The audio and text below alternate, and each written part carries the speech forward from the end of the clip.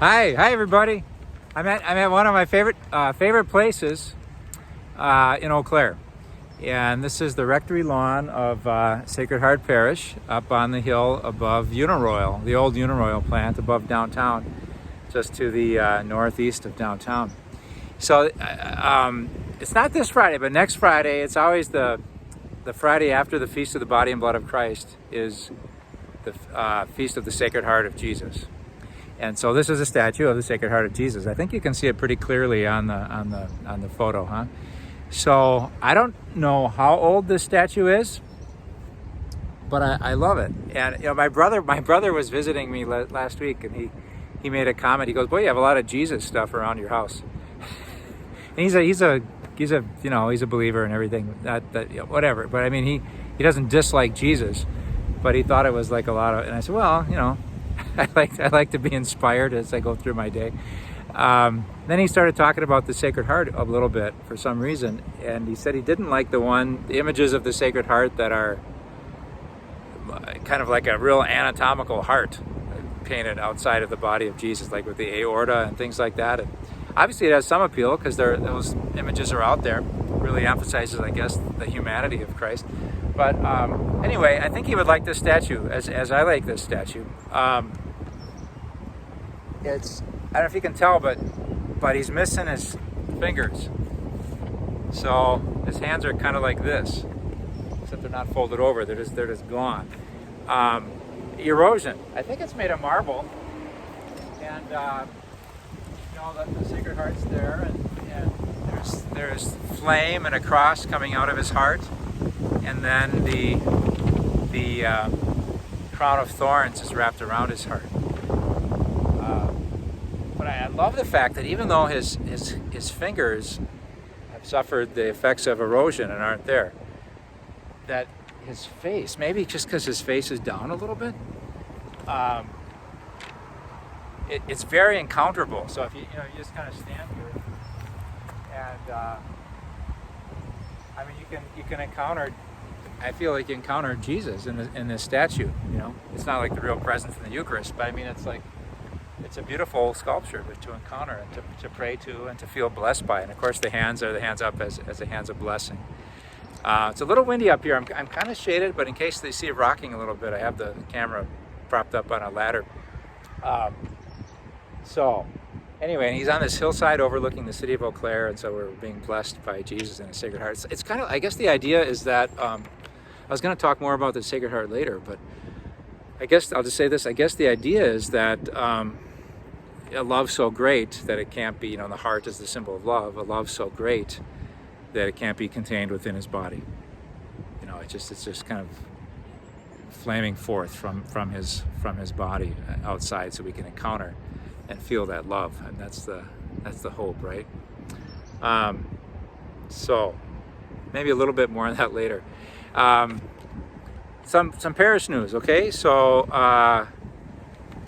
hey, I talked to the priest yesterday, the Eau Claire priest, and Beth on our staff had this idea of, she was walking with her husband outside up by our lawn and said, how we used to have before the pandemic, we had this big reconciliation called the 24 Hours for the Lord, and people would come and all the priests would be at Immaculate Conception Church. Anyway, she said, well, maybe we could do that outside this summer, since we weren't able to do it during the Lent this year with the COVID restrictions. And I asked the area priests what they thought about that, and they all thought it was a great idea. So I think we'll do it in July, probably on a Wednesday, either the 7th or the 21st, but I don't have that nailed down yet. But I think that'll be a nice thing. We'll host it at St. James, maybe on the 11th Street side of our plant, I'm not sure. But so that's something that's coming up. In terms of worship, we continue to, as I said, I think last week at Mass, inch by inch, reconstitute ourselves as a people of God on Sundays. There's rumblings about the dispensation for the obligation to attend Mass being changed, so to make it obligatory again sometime this summer. I'll keep you updated on that. Yeah, it's good to see people. One really sad thing though is I think I mentioned it even in person. I saw Gretchen Seidling at Mass, and she hadn't been there in a long time. She's one of our great Dove Healthcare Center Mass volunteers and things. And she's smiling, and she told Christine she's ready to volunteer again as a reader. And I got a call from her son yesterday as she died. So, I mean, it was kind of a hard one to swallow when you just see somebody and you wish you talked to them more or something. I think I poked her on my way out of church to the procession that I didn't see her again. But so Gretchen, thanks for being a great part of St. James and our charism of service and welcome to people. You were a good proclaimer of the word, and so her funeral will be on this Monday. And Father Schultz is going to do the funeral. If that's not a really good verb, he's going to be the presider at the funeral. I won't be here. I'm going to be gone for 3 days. And this is something else I can mention to you. It's a thing called, maybe you've heard of the Way of St. James in Spain. It's called El Camino. Sometimes it's called the Camino. El Camino de Santiago, which is the Spanish for St. James, de Compostela, which means like the stamp. So you walk all across Spain and you end up at the tomb of St. James the Greater, or St. James. Anyway, there's a priest in Green Bay who wanted to have a walking pilgrimage in the States somewhere. And so I'm going with a group of friends, and we're going to start at Our Lady of Good Help outside of Green Bay in Champion, Wisconsin. And I think we'll walk about 10 miles a day, so it's not, a crazy amount of walking. And we'll end up at Holy Hill. That's northwest of Milwaukee. Most of it'll be obviously driving, but I'm really looking forward to doing it. I mean, it's set up by someone else. I think you'll walk. I think there's a Marian emphasis to it. I think there'll be some rosary praying as we walk, and so I thanks to the folks who organized that. I'm looking forward to be there for that, and I'll let you know. What that's like. So the chat next week, I don't know. So I'll be doing this pilgrimage, and I don't suppose I check in quick if I could, and I had internet access, but I'm not sure how that will be. So it might be a Thursday chat. So anyway, they call it the Wisconsin Way. If you want to look it up, if you want to Google it, see what that's all about. Mass, I think it's going well. There's some parishes that are abandoning the ropes. We still have our ropes up to keep the every other pew, for some distancing. The trend is good in Eau Claire County for, infections with the COVID, and so things are loosening up, and we still don't want to do anything unnecessarily, to put anyone at risk. Some parishes are we're not going to do anything different for this weekend. Some parishes are maybe having half the church roped and the other half not, and kind of leave it to people if they feel like they're vaccinated and they're unvaccinated, that they just kind of sit where, without the ropes. That would be fine. So we'll see. Right now, I don't think there's a lot of pressure on seating capacity with summer and all. So we'll see how that goes. You'll be getting a newsletter. If you're email contact, you already got the newsletter by email. Otherwise, I think they'll be going out pretty soon. We'll have some raffle tickets for our Summer Fest getting out in the mail pretty soon. I think tomorrow, Thursday, June 3rd, Christine and Ann and the gang will be trying to send out a CPL letter. So parishioners of some time will know that CPL means Commitment to Parish Life. And the idea is really to see as a whole, it's not just about money, that is part of it. But how am I going to commit to the mission of St. James Parish? And with my finances, with my time, and with my ability to do things. So I've got time, treasure, and talent, right? So you'll be getting that in the mail. I got a little letter there, and you can read that. And it'll have just a whole bunch of things on either side, things that might interest you. Everything from like a book discussion group to I want to be an usher at Mass to able to do childcare during Mass, all those kind of things. And I wrote in my letter, I feel like I repeat a lot between homilies and chats and the bulletin columns, but it really made a world of difference to me when I was just a parishioner for 2 years. when I was in Seattle, and I went from just kind of attending Mass and enjoying it because I like the music there and I like the preaching to I started teaching the 4 or 5-year-olds, which was really hard for me, and I don't really want to have to do it again. So I hope we have volunteers who can do that. But it was hard, but it was good. It was good hard. It was like a will of God hard kind of thing to do. And my sense of belonging to that parish just quintupled after I took on that duty. Like, I knew the parents of the kids.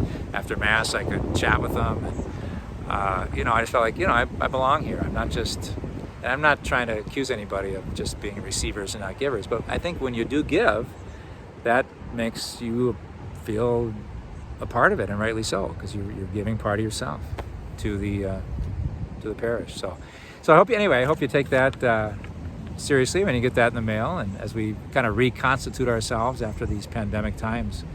And maybe you want to sign up for something and you're not ready to do it yet because of virus concerns, and we get that. But then still kind of sign up and maybe put a little dash, after COVID or something like that. Yeah. So that's good. Is that most of the parish news? Felt like I wanted to say something else, but I always do, right? Okay. So this week, just a little bit on this. Kickball.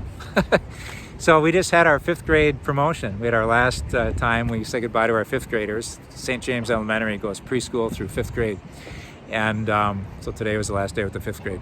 And it ended with a great note. We had Mass, we had prayer. I had one of the reading they chose for the gospel was, "I am the vine, you are the branches." Jesus says, "You can do nothing without me. Remain in my love as I remain in my Father's love." It's a beautiful thing to end on. And I asked him, I said, "Do you think it's true that we really can't do anything without Jesus?" And because a lot of people probably think they can get by without Jesus kind of well, but here he is saying we can't do anything without him. And it was Amelia, and she said it better than I can say. She said, "Well, Jesus is the Lord, and the Lord made everything. So everything is because the Lord made it. And so, if the Lord's not there, nothing is. And so we wouldn't be able to do anything."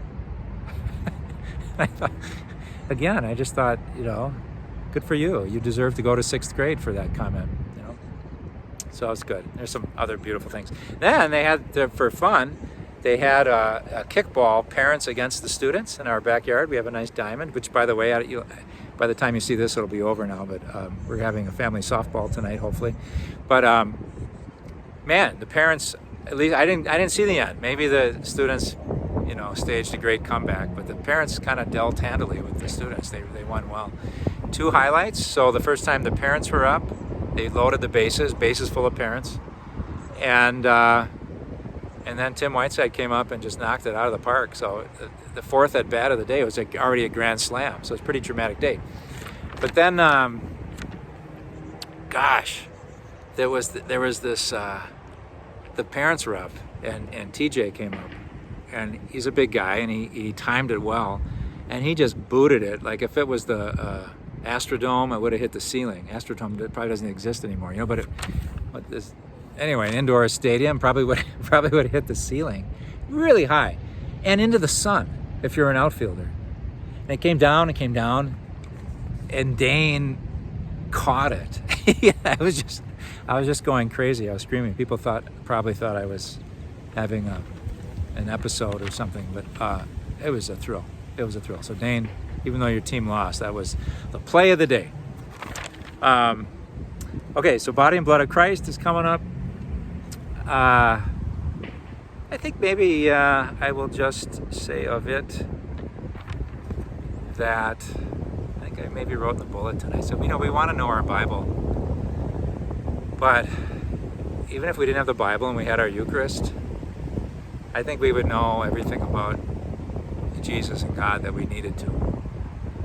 And maybe that's a silly statement, but I don't think so. I mean, I think we'll hear these words echoed. We hear it echoed so much. At every Mass we hear it echoed, but in the Bible too.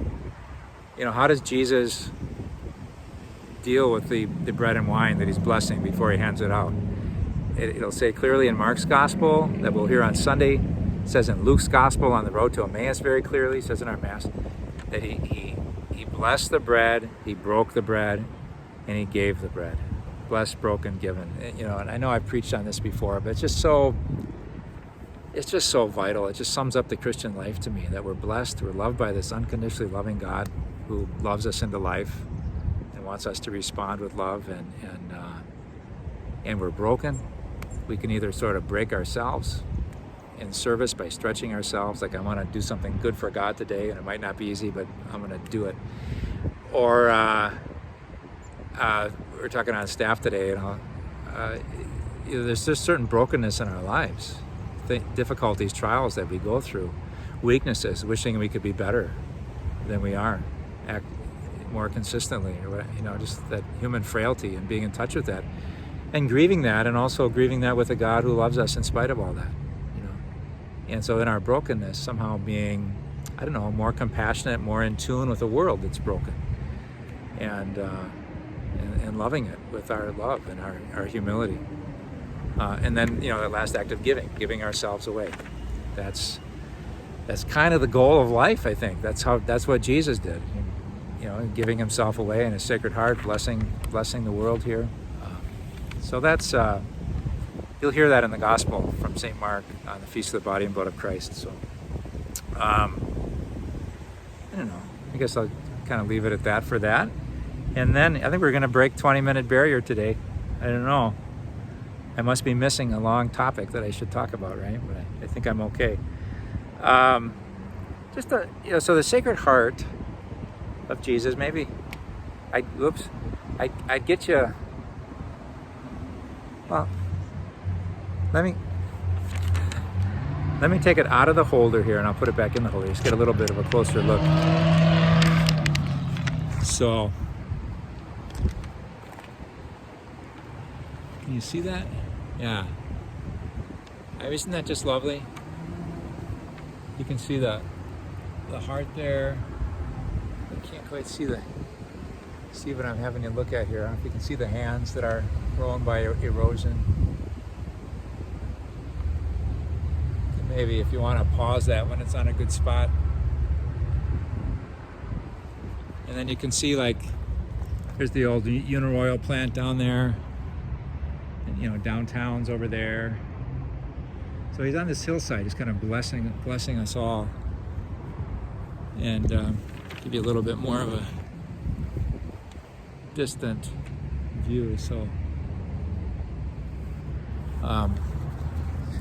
there's different devotions associated with the Sacred Heart that I'm not that familiar with. They said, I was reading something by Bishop Hying of Madison,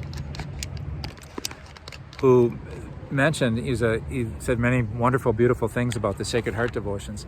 And he said there's different times in church history, Christian history, when God was considered pretty distant, and Jesus quite a judge.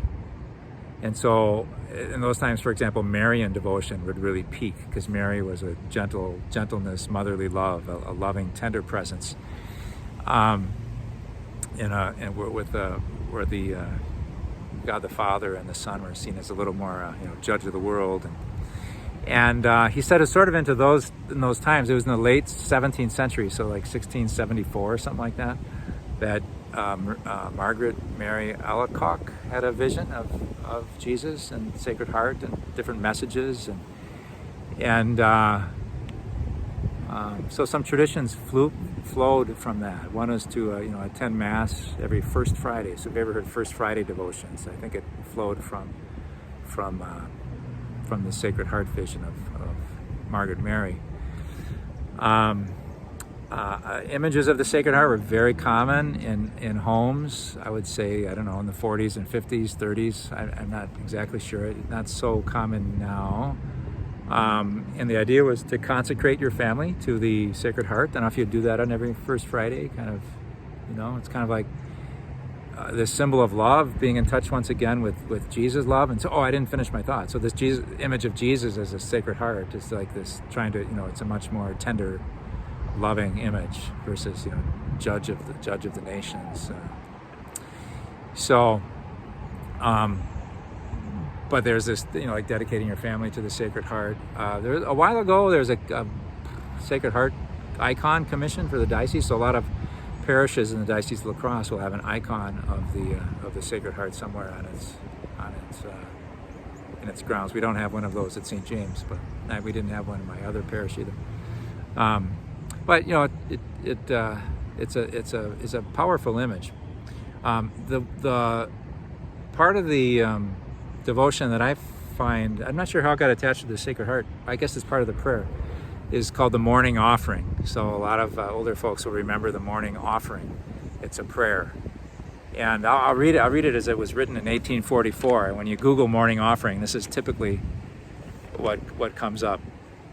So you basically wake up in the morning and make this your prayer. Oh Jesus, through the Immaculate Heart of Mary, I offer you my prayers, works, joys, and sufferings of this day, for all the intentions of your Sacred Heart, in union with the holy sacrifice of the Mass throughout the world, in reparation for my sins, for the intercessions of for all the intentions of all my relatives and friends, and in particular for the intentions of the Holy Father. So that's a prayer that was written in 1844. The intentions of your Sacred Heart. And then it gets a little subjective. We know what we pray for. When you see this image of Jesus, what is he praying for? What is he wanting? We had a lot of readings a few weeks ago. Jesus' prayer for us was that we all might be one, as you, Father, and I are one. How do we find our way to that unity? So let me just close. That's an older prayer, so I think it helped, and it's good. Sometimes it helps to. I didn't write a new one, but I just like to kind of speak one and maybe more contemporary language, or just sometimes I just hold that out to you. I'll just kind of give you an example for a way, maybe when you look at an image like this. What would you say? What would be your offering? So I'll just kind of get out of the way and kind of close with this prayer. I forget which has the mic. I think the mic's over here. So,